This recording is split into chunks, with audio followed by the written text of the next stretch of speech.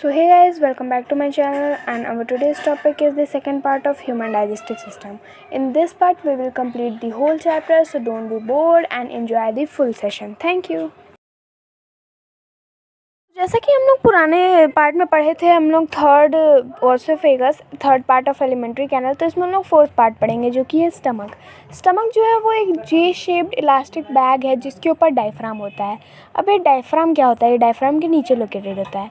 Diaphragm जो होता है वो होता है कि थॉरेरिक पार्ट, जो थॉरेरिक कैविटी होती है हमारी बॉडी की, ये थॉरेरिक कैविटी मतलब लाइक जो लंग्स हार्ट वाला पार्ट होता है वो थॉरेरिक कैविटी होती है, उसको पेल्विक और एब्डोमेन कैविटी से दूर लगते हैं। अब पेल्विक कैविटी क्या है? जो हमारे एक्सक्रेटरी पार्ट्स आते हैं ज़्यादा, एनस और रेक्टम, वो होते हैं पेल्विक।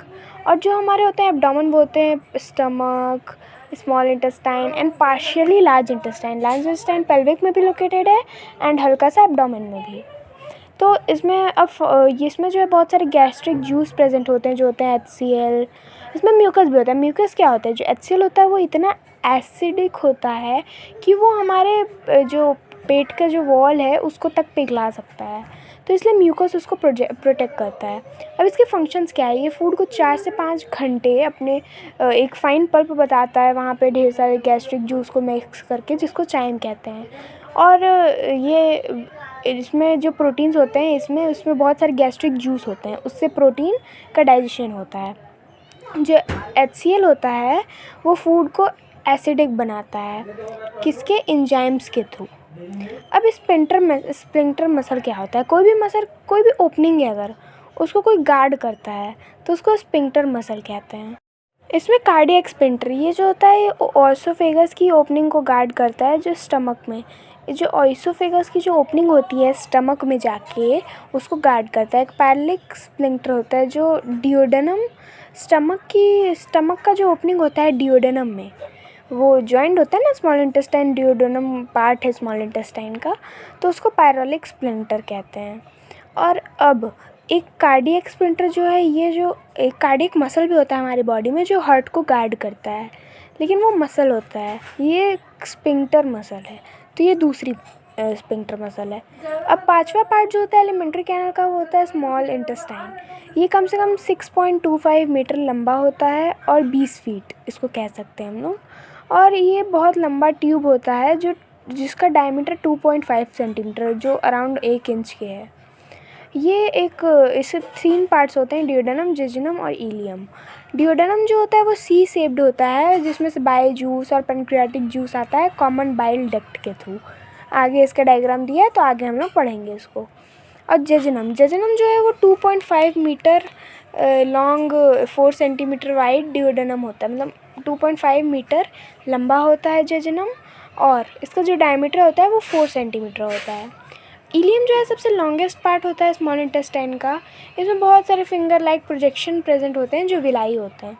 बताया था ना कि एब्जॉर्प्शन विलाई से होता है, तो ये डाइजेस्टेड फूड को एब्जॉर्ब करता है।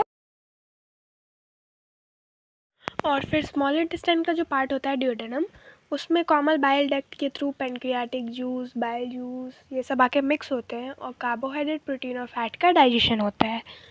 अब हमारा 6 पार्ट होता है एलिमेंट्री कैनल का लार्ज इंटेस्टाइन। लार्ज इंटेस्टाइन जो है वो 1.5 मीटर से 1.8 मीटर तक लंबा होता है, यानी कि 5 से 6 फीट। इसका जो डायमीटर होता है वो 6 सेंटीमीटर या फिर 2 इंच होता है, 2.5 इंच मतलब। और इसके 3 पार्ट्स होते हैं, कायकम, कॉलन और रेक्टम। ये जो होता है ये एब्डोमेन कैविटी में और पेल्विक कैविटी में, पार्शियली एब्डोमेन में प्रेजेंट होता है, पार्शियली पेल्विक में। अब एब्डोमेन वो होता है जो जहाँ स्मॉल इंटेस्टाइन, स्टमक, ये सब। और जो पेल्विक कैविटी होता है वहाँ पे एक्सक्रेटरी सिस्टम ज़्यादा पाए जाते हैं, जैसे कि किडनी, एनस, रेक्टम, ये सब। और तो ये पार्शियली एब्डोमेन में भी है, पार्शियली पेल्विक में भी।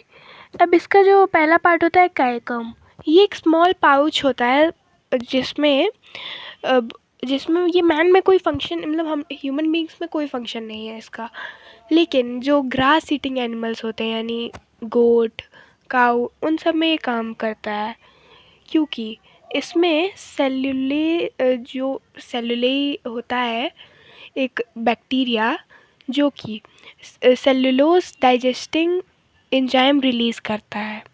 अभी सेलुलोज क्या है?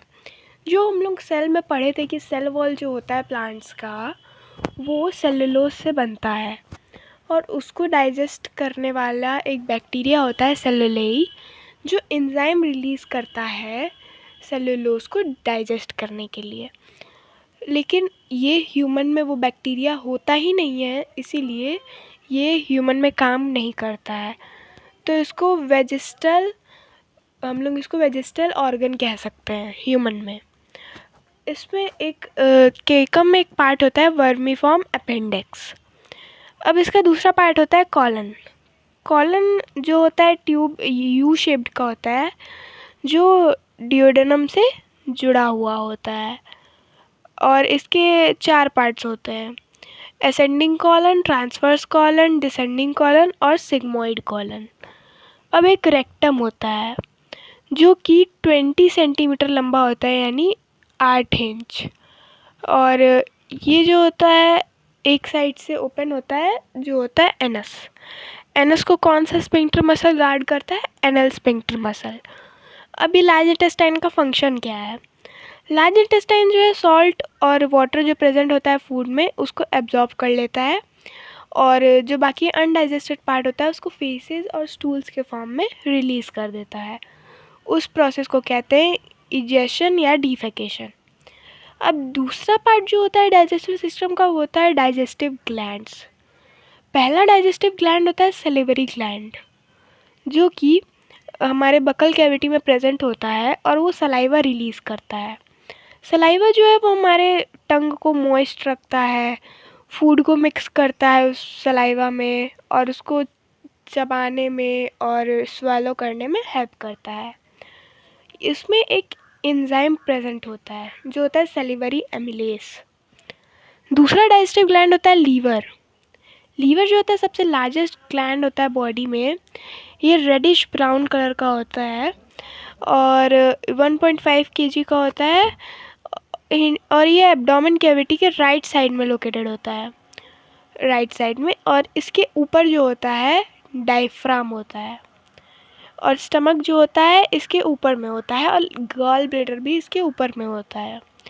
लीवर में जो गॉल ब्लैडर होता है वो बाइल जूस सेक्रेट करता है। इसमें जो कॉमन बाइल डक्ट, एक इसके आगे इसका डायग्राम दिया है कॉमन बाइल डक्ट का, वो ड्यूडेनम में जो जूसेस होते हैं वो पहुंचाता है। तीसरा और आखिरी डाइजेस्टिव ग्लैंड होता है पेनक्रियाज। पेनक्रियाज जो होता है वो लीफ शेप्ड का होता है, यू शेप्ड मतलब। और ये जो होता है ड्यूडेनम में वो क्या कहते हैं, ये ड्यूडेनम के पास लोकेटेड होता है। ड्यूडेनम में पेनक्रियाटिक जूस पहुंचाता है शुगर, फैट और प्रोटीन के डाइजेशन में। अब प्रोसेस ऑफ न्यूट्रिशन। न्यूट्रिशन का पहला प्रोसेस होता है इजेशन, जो हम लोग बकल कैविटी में फूड लेते हैं। दूसरा होता है डाइजेशन। डाइजेशन होता है बहुत सारे एलिमेंट्री कैनल में, तो हम लोग उसको पार्ट बाय पार्ट पढ़ेंगे। तो हमारे पहले बकल कैविटी में जो हम लोग फूड लेते हैं पहला बाइट, तो बकल कैविटी में क्या होता है? तो बकल कैविटी में हम लोग पहले खाना चबाते हैं, फिर सलाइवा से वो लुब्रिकेट होता है, मतलब गीला होता है। और उसमें जो सलिवरी एमिलेस होता है, वो सलाइवा में जो सलिवरी एमिलेस एंजाइम होता है, वो जो स्टार्च होता है फूड में, स्टार्च, उसको माल्टोज में ब्रेक करता है। माल्टोज एक एलर्जी जैसे ग्लूकोज होता है, वैसे ही माल्टोज में। और यहाँ पे जब हम लोग फूड लेते हैं तब जो एंजाइम होता है हमारे सलाइवा में, वो कार्बोहाइड्रेट को डाइजेशन के लिए प्रिपेयर करने लगता है, पहले ही थोड़ा बहुत तोड़ देता है। और फेरिंग्स और ओइसोफेगस में कोई भी डाइजेशन नहीं होता है, वो खाली स्टमक तक पास करते हैं खाने को।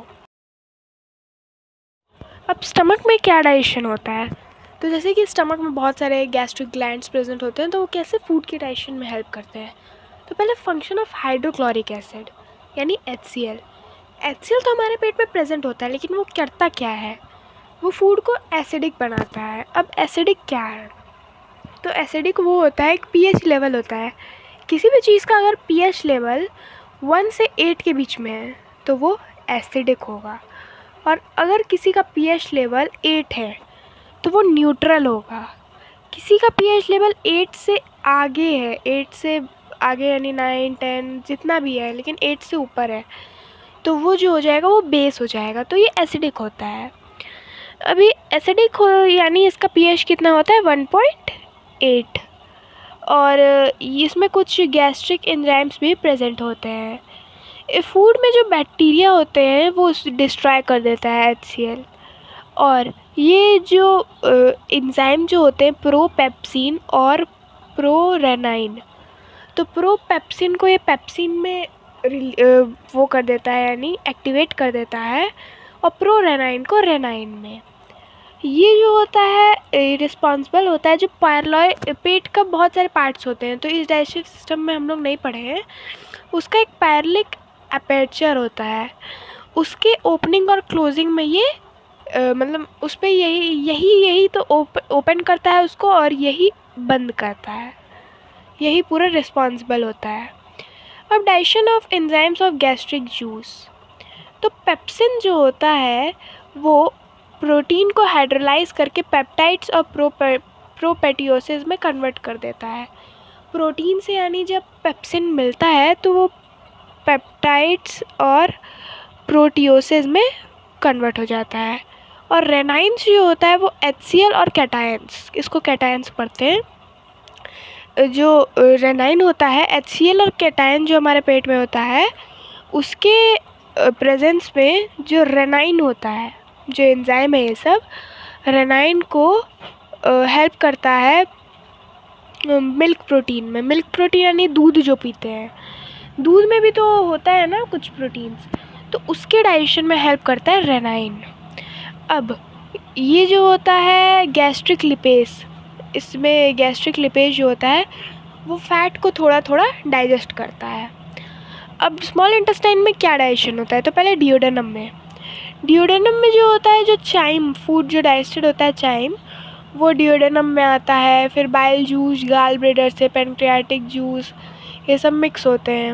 अब बाइल जूस क्या करता है, जो बाइल जूस जो होता है वो एसिड होता है ना, यानी HCl उसको एसिड बना देता है, तो उसको न्यूट्रलाइज कर देता है, यानी ना ही वो एसिड है ना ही वो बेस है, और फिर उसको एल्कलाइन करा देता है। एल्कलाइन यानी उसको एक तरीके से हम लोग बेस कह सकते हैं।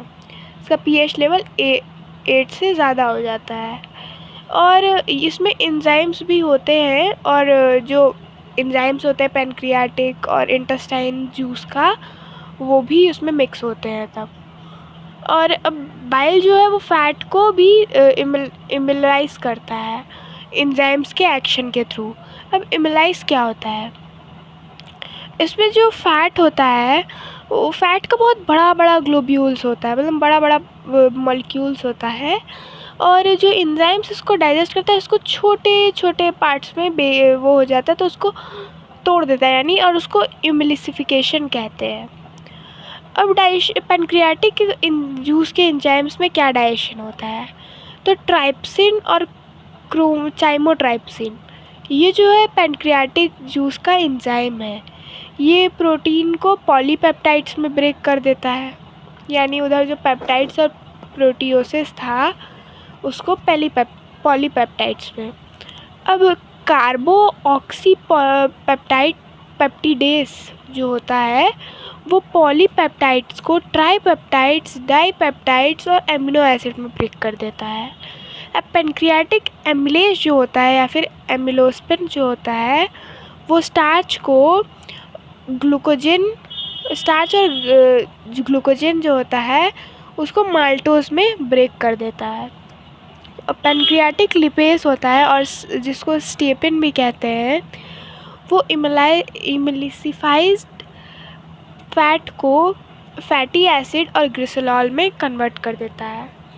अब इलियम जो होता है वहाँ पे बहुत सारे इंटेस्टाइनल ग्लैंड प्रेजेंट होते हैं जो इंटेस्टाइनल जूस सेक्रेट करते हैं, जो एब्जॉर्ब करता है डाइजेस्टेड फूड को। लार्ज इंटेस्टाइन में जो सेमी सॉलिड यानी कि जो अनडाइजेस्टेड फूड होते हैं वो रेक्टम के थ्रू निकल जाते हैं। और अब यहाँ पे एंड प्रोडक्ट क्या होता है डाइजेशन का, इसमें जो कार्बोहाइड्रेट होता है वो ग्लूकोज, फ्रक्टोज और ग्लैक्टोज में चेंज हो जाता है, प्रोटीन्स एमिनो एसिड में, फैट जो होता है वो ग्लिसरॉल और फैटी एसिड में चेंज हो जाता है। अब तीसरा पार्ट होता है न्यूट्रिशन का एब्जॉर्प्शन, डाइजेस्टेड फूड का एब्जॉर्प्शन स्मॉल इंटेस्टाइन में कैसे होता है। तो glucose, fructose, lactose, amino acid और ये सब का जो विली प्रेजेंट होता है इंटेस्टाइन वॉल में उसमें हो जाता है। विली में लिम्फ वेसल्स होते हैं जिसको लैक्टियल्स भी कहते हैं, जो ग्लिसरॉल और फैटी एसिड को भी एब्जॉर्ब करते हैं। और हर एक उसमें विली में ब्लड वेसल्स और ब्लड कैपिलरीज, आर्टरीज, वेन्स ये सब प्रेजेंट होते हैं। ये बहुत लार्ज एब्जॉर्बिंग सरफेस होते हैं एंड जो बहुत बड़े बड़े होते हैं, लार्ज होते हैं, और वही विली में बहुत सारे प्रेजेंट होते हैं। विलाई जो होता है मतलब एक विलस, यानी विली को सिंगुलर में हम लोग विलस कहते हैं। तो जो एक विलस है उसमें एक मतलब बहुत डेंस मतलब बहुत बारीक नेटवर्क होता है ब्लड कैपिलरीज का, और जो एब्जॉर्ब करता है फ़ैट को, जो उसमें लिम्फ वेसल्स होता है यानी लैक्टियल्स, वो फ़ैट को एब्जॉर्ब करता है। लार्ज इंटेस्टाइन में सॉल्ट जो होता है फूड में और वाटर, उसका एब्जॉर्प्शन होता है। चौथा पार्ट होता है एसिमिलेशन। तो ग्लूकोज जो होता है वो रेस्पिरेशन के थ्रू एनर्जी में चेंज हो जाता है। एमिनो एसिड जो होता है वो फॉर्म करता है एंजाइम्स और हेल्प करता है रिपेयर और ग्रोथ सेल्स के। फैटी एसिड और ग्लिसरॉल जो होता है वो फैट के फॉर्म में स्टोर हो जाता है एडिपोज टिश्यू में। और बॉडी से जो फूड होता है एब्जॉर्ब फूड, वो बहुत हर एक बॉडी सेल में थोड़ा थोड़ा फूड पहुंच जाता है, जो वेरियस लाइफ प्रोसेसेस में हेल्प करता है। सेलुलोज जो होता है वो कार्बोहाइड्रेट का एक कॉम्प्लेक्स फॉर्म होता है जो प्लांट सेल वॉल फॉर्म करता है, और हम लोग सेलुलोज को डाइजेस्ट नहीं कर सकते हैं क्योंकि हम लोग में वो बैक्टीरिया नहीं होता है जो एंजाइम सेक्रेट करता है सेलुलोज को डाइजेस्ट करने के लिए, और उस बैक्टीरिया को क्या कहते हैं, सेलुलेज। सेलुलोज जो होता है एक फाइबर होता है जो अगर हम लोग खा भी लेते हैं तो वो हमारे अनडाइजेस्टेड फेस, जब हम लोग एक्सक्रीट करेंगे तो अनडाइजेस्टेड पार्ट में बाहर निकल जाएगा अगर हम लोग घास फूस अगर खा भी लें बाय चांस। अब हम लोग न्यूट्रिशन का आखिरी पार्ट पढ़ेंगे, वो होता है डाइजेशन या डिफेकेशन। तो इसमें जो अनडाइजेस्टेड पार्ट होता है वो एनएस के थ्रू बाहर आ जाता है, बस यही प्रोसेस होता है। ये हम लोग 100 बार इस चैप्टर में पढ़ चुके हैं। अब role of enzymes in digestion. Enzymes जो होते हैं वो प्रोसेस को मतलब जो डाइजेशन का प्रोसेस होता है उसको स्पीड अप करते हैं। वो बहुत अगर कोई चीज़ लंबा टाइम लेगा तो उस चीज़ को वो थोड़े टाइम में कर देते हैं, इसलिए एंजाइम्स को हम लोग बायोकैटलिस्टिक कहते हैं। बायोकैटलिस्टिक वो होता है जो कोई भी चीज़ को बहुत कम टाइम में कर दे, मतलब कोई ज़्यादा टाइम वाले चीज़ को कम टाइम में कर दे। और ये जो होता है बहुत सारे नंबर ऑफ एक डाइजेस्टिव जूस में बहुत सारे एंजाइम्स प्रेजेंट होते हैं जो डाइजेशन में बहुत इम्पॉर्टेंट रोल प्ले करते हैं, और ये फूड को ब्रेक करते हैं छोटे छोटे पार्ट्स में और डाइजेस्ट कर देते हैं। तो इसीलिए फूड को ब्रेक करते हैं, तो इसको हम लोग हाइड्रोलिटिक एंजाइम्स भी कहते हैं। कार्बोड्रेसेस जो होते हैं वो कार्बोहाइड्रेट डाइजेस्टिव एंजाइम्स होते हैं, जैसे कि सैलिवरी एमिलेस, पैनक्रियाटिक एमिलेस। और जो होते हैं लिपेस, वो फैट डाइजेस्टिंग एंजाइम होते हैं, जैसे कि हो गए तुम्हारा इंटेस्टाइनल लिपेस और पैनक्रियाटिक लिपेस और गैस्ट्रिक लिपेस। और होते हैं प्रोटियोसिस, प्रोटीन डाइजेस्टिव एंजाइम, वो होते हैं पेप्सिन, ट्राइपेप्सिन।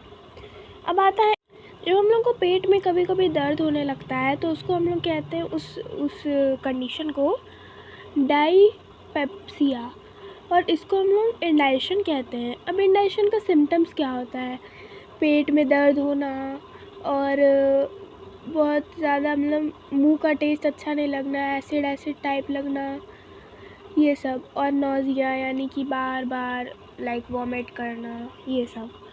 इंडाइजेशन का कॉज क्या होता है, over eating, spicy food, fried food, ये सब ज़्यादा खा लेना। अब यहाँ पे कुछ कुछ पॉइंट्स दिए हैं, हेल्दी फूड और अनहेल्दी फूड हैबिट्स, ये सब तो रीड कर लेना, ये सब रीड करने वाली चीज़ें, ये छोटी छोटी पॉइंट्स हैं। अब हम लोग पढ़ेंगे effects of unhealthy food habits. Obesity, अब हम लोग फैट वाला खाना ज़्यादा खा लेते हैं तो हम लोग को ओबेसिटी यानी बहुत ज़्यादा मोटापा हो जाएगा। अंडर न्यूट्रिशन, जब हम लोग कोई भी न्यूट्रिएंट तो कम ले लेते हैं और सिर्फ एक ही न्यूट्रिएंट्स लेते हैं, बाकी न्यूट्रिएंट्स नहीं लेते, तो उसको कहते हैं अंडर न्यूट्रिशन। माल न्यूट्रिशन में क्या होता है कि माल न्यूट्रिशन 2 टाइप के होते हैं। प्रोटीन माल न्यूट्रिशन, तो प्रोटीन माल न्यूट्रिशन में एक डिसीज़ होता है क्वाशियोरकर। इसमें जो होता है बच्चा, इसमें प्रोटीन की उसको सिर्फ कमी होती है, वो प्रोटीन नहीं लेता है अच्छे से, तो उसकी ग्रोथ और इन सब में उसको बहुत प्रॉब्लम होती है। प्रोटीन एनर्जी माल न्यूट्रिशन यानी PEM में उसको प्रोटीन, फैट और कार्बोहाइड्रेट की वजह से, यानी 3 चीज़ के लिए। और उसका एक डिसीज़ होता है मारमस, तो उसमें जो चिल्ड्रन होता है वो सफ़र करता है उससे और बहुत वीक होता है, ग्रोथ नहीं होता है उसकी बॉडी का, और उसके जो टिश्यूज़ होते हैं धीरे धीरे डिस्ट्रॉय होने लगते हैं। अब यहाँ पे कुछ दिया है ऊपर, फास्ट फूड हेल्दी होते हैं कि नहीं। तो फास्ट फूड इसलिए हेल्दी नहीं होते हैं क्योंकि टॉफ़ी, कोल्ड ड्रिंक, ये सब फ़ैट में तो रिच होते हैं, लेकिन ज़्यादा खाने से ओबेसिटी को मतलब रिज़ल्ट में हम लोग को ओबेसिटी ही मिलेगा, मतलब हम लोग ज़्यादा ही मोटे हो जाएंगे, ज़्यादा एनर्जी वेस्ट होगी हमारी, तो हम लोग बहुत कम काम कर पाएंगे। और जो अंडर माल नरिश्ड चाइल्ड होता है, यानी जो अंडर न्यूट्रिशन में आता है, उसके लिए मेडिसिन्स और टॉनिक्स चाहिए। तो रूरल एरियाज़ में गवर्नमेंट्स बहुत सारे कैंप्स बैठाती है, तो कैंप्स के थ्रू उनको मेडिसिन, प्रेग्नेंट वुमेन्स जो होती हैं उनको मेडिसिन्स, टॉनिक्स पहुंचाती है।